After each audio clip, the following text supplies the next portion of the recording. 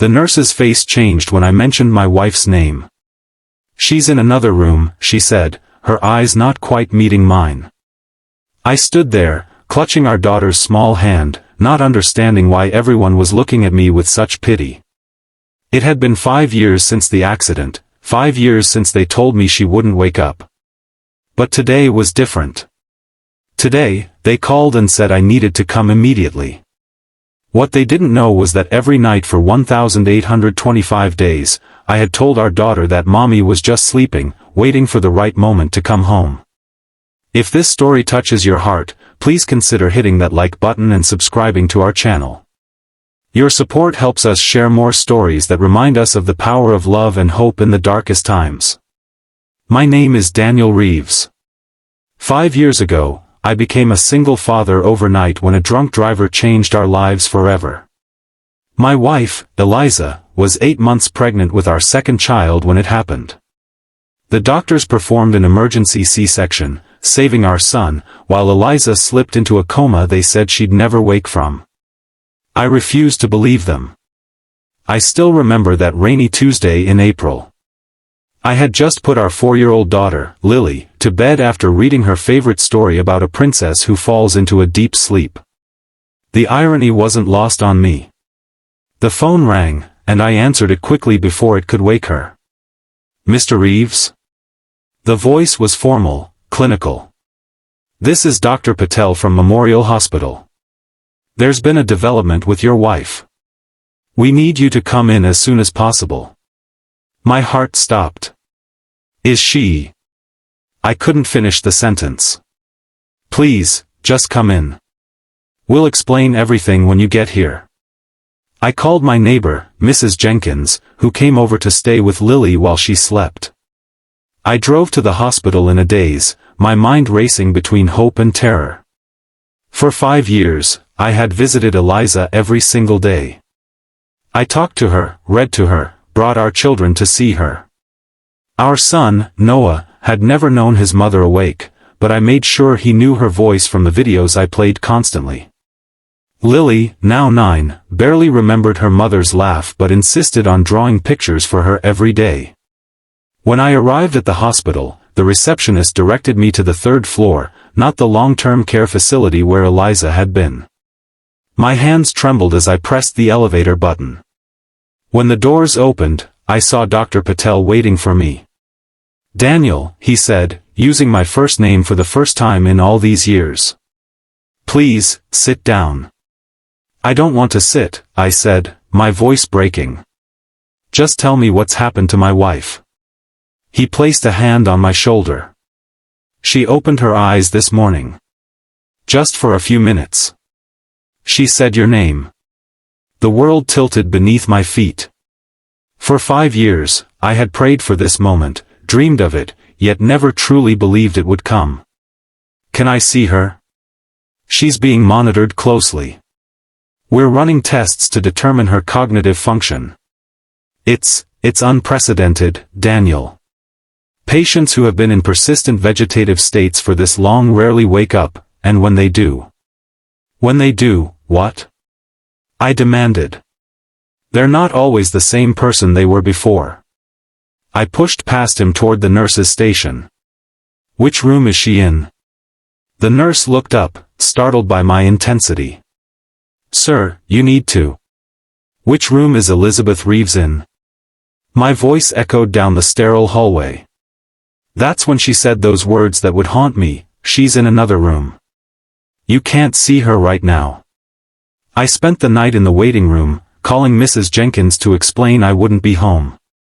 The next morning, I went home just long enough to wake Lily, help her dress, and tell her we were going to see Mommy. Her eyes widened with excitement. "Is Mommy awake?" she asked, her voice filled with a hope that broke my heart. "I don't know, sweetheart. But something's changed, and we need to be there." We picked up Noah from preschool, telling his teacher it was a family emergency. As we drove to the hospital, Lily held her brother's hand, explaining in her 9-year-old wisdom that today might be special. When we arrived, Dr. Patel met us in the lobby. His face was grave. "Daniel, I need to speak with you alone. Whatever you have to say, you can say in front of my children. They deserve to know what's happening to their mother." He hesitated, then nodded. "Eliza woke up again this morning. She's conscious, but she's confused. She doesn't remember the accident. In her mind, she's still pregnant with Noah. She doesn't know 5 years have passed."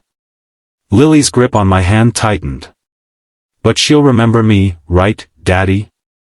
Dr. Patel knelt down to her level. "Your mommy loves you very much, Lily.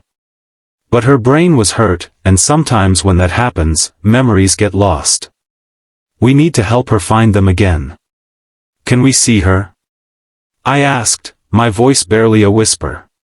"Yes, but prepare yourselves. She's weak, and she might be frightened by how much things have changed." We followed him to a private room at the end of the hall. Through the small window in the door, I could see her, thinner, paler, but sitting up in bed, her eyes open and alert. My Eliza, awake after 5 long years. Dr. Patel entered first, speaking softly to her. I saw her nod, then look toward the door with apprehension. He motioned for us to come in. I stepped into the room, Lily and Noah beside me. Eliza's eyes widened as she took us in, me, with gray now streaking my once dark hair, Lily, no longer a toddler but a lanky 9-year-old, and Noah, a child she had never met. "Daniel?" Her voice was raspy from years of disuse. What happened to me?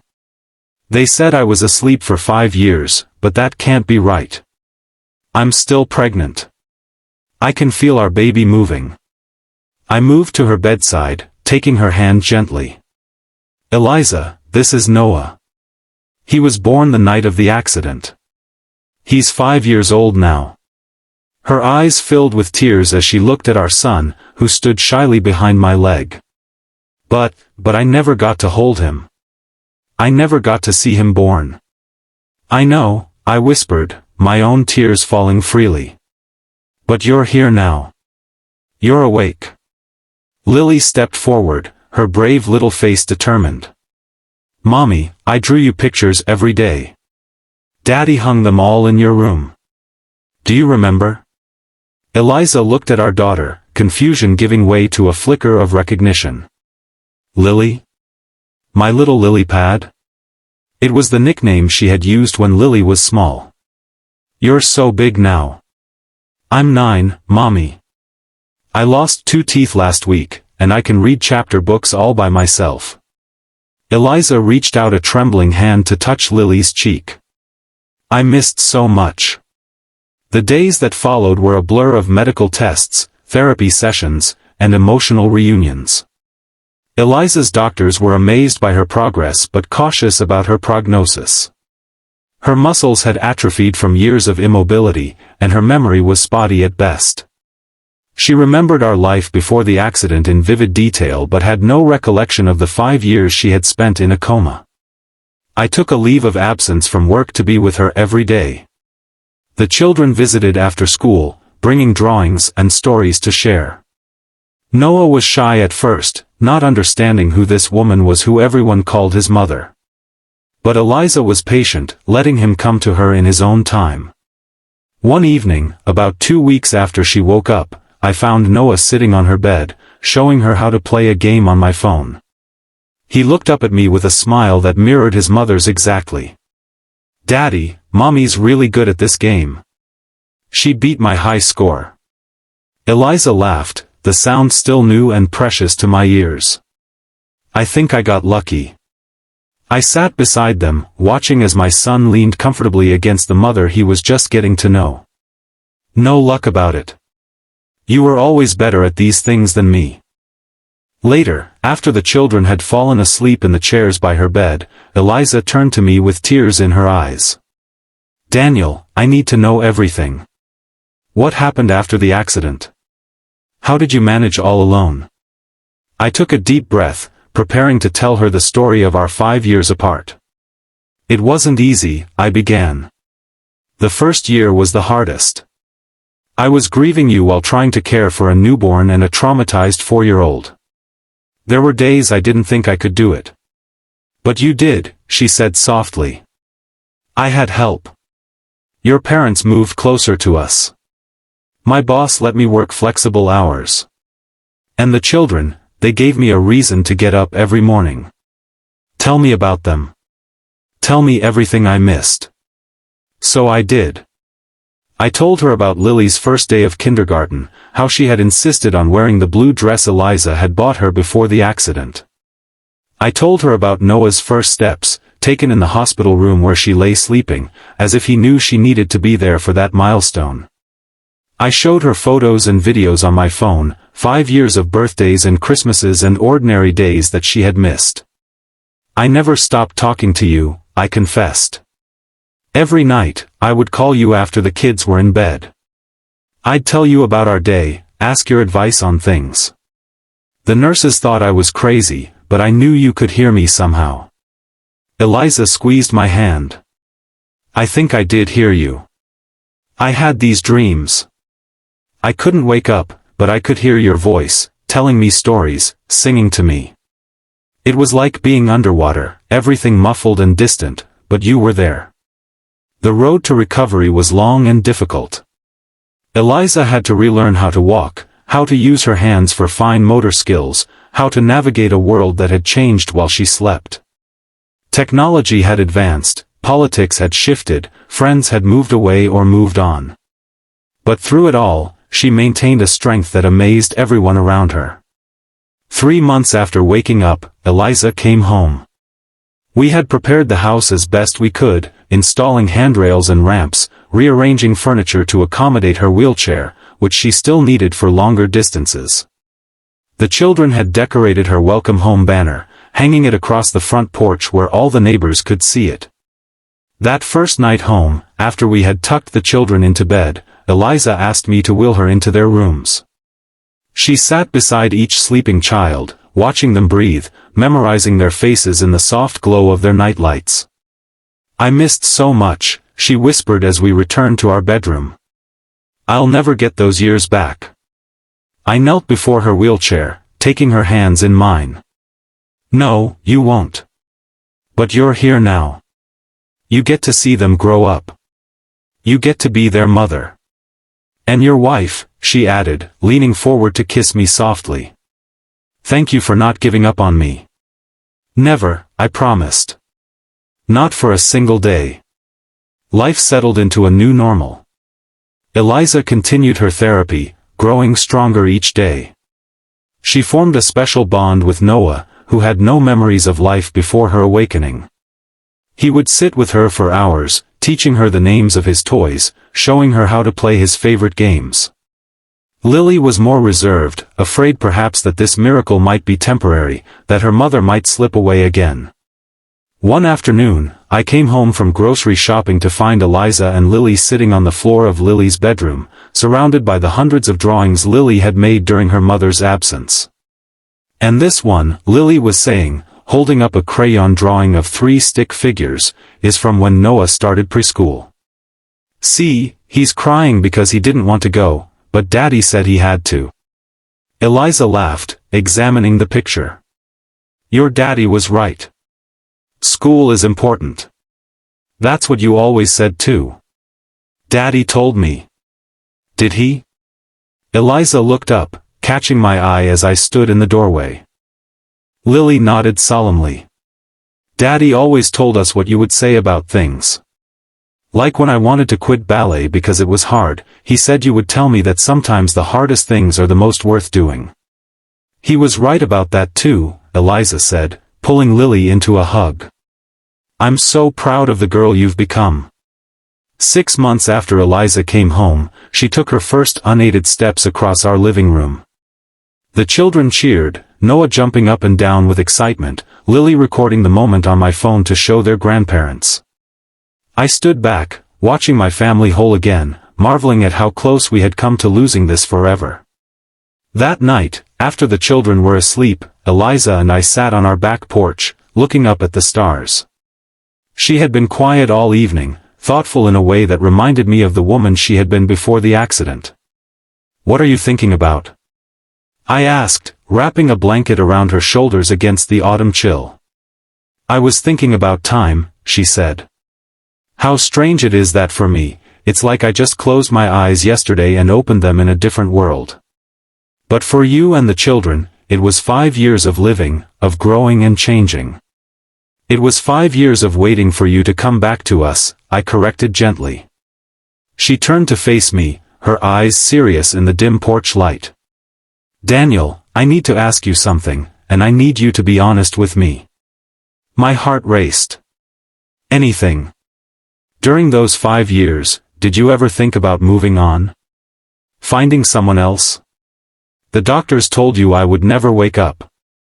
No one would have blamed you. I took her hands in mine, feeling the wedding ring I had never removed from her finger during all those years. There was a support group at the hospital for families of coma patients. One of the other husbands there, his wife had been unresponsive for 7 years. He told me one day that he had started dating again, that his therapist had encouraged him to rejoin the living. He asked if I had considered it. And had you? Eliza's voice was steady, but I could feel the tension in her hands. I told him that as far as I was concerned, I was still married to the love of my life. That every night when I talked to you, I felt you listening. That our children deserve to know that love doesn't give up, even when science says it should. I paused, swallowing hard. I told him that if our situations were reversed, you would have waited for me, and that I couldn't do any less for you. Tears spilled down her cheeks as she leaned forward to rest her forehead against mine. You're right. I would have waited forever. 1 year to the day after Eliza woke up, we held a renewal of our vows in our backyard. Lily was her maid of honor, Noah our ring bearer. Our families and closest friends gathered to celebrate not just our marriage but Eliza's remarkable recovery.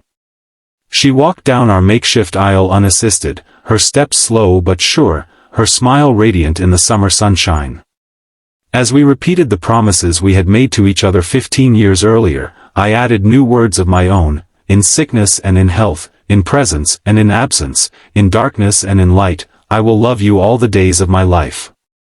Eliza squeezed my hands, her eyes shining with tears and joy. And I promised to never leave you again, not even in sleep.